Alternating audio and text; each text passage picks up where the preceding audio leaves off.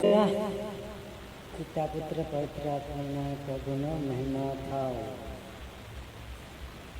હવે આપણે જોઈશું પ્રકટીકરણ 16 અધ્યાય 2.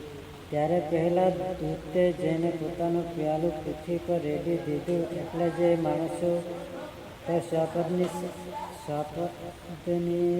આપીને જીવતીની મૂર્તિને પૂંજતા હતા તેને ત્રાસદાયક પીડાકારક ગારું થયું. પછી બીજાએ પોતાનું પ્યાલું સમુદ્ર પર રેડી દીધું. એટલે સમુદ્ર મોરગાના લોહી જેવો થઈ ગયો. તેમાંનું દરેક સજીવ પ્રાણી મરણ પામ્યું.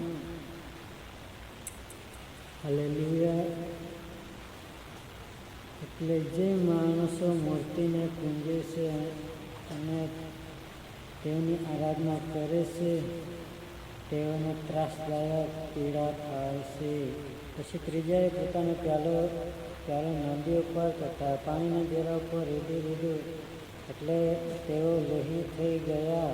ત્યારે પાણીના દૂતને મેં એમ બોલતા સાંભળ્યો કે હે પવિત્ર, તું જે છે ને જે હતો તું ન્યાય છે, કેમ કે એવો આદર ન્યાય કર્યો છે.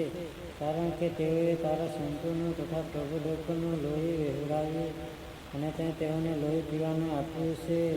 તેઓ એ માટે લાયક છે.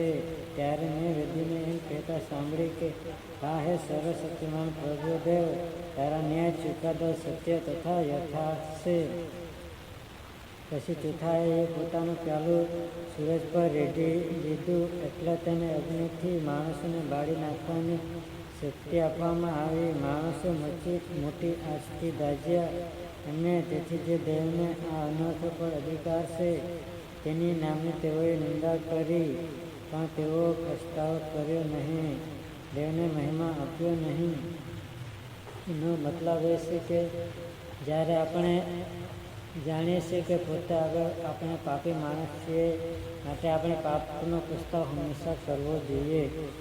પછી પાંચમાએ પોતાનું પેલું સ્વપદના રાજ્યાસન પર રેડી દીધું. એટલે તેના રાજ્યમાં અંધકાર વ્યાપી ગયું અને તેઓએ વેદનાને લીધે પોતાની જીભો કરડી અને પોતાની વેદનાને લીધે પોતાના ધારણને લીધે તેઓએ આકાશના દેવની નિંદા કરી, પણ તેઓએ પોતાના કામનો પશ્ચાતાપ કર્યો નહીં.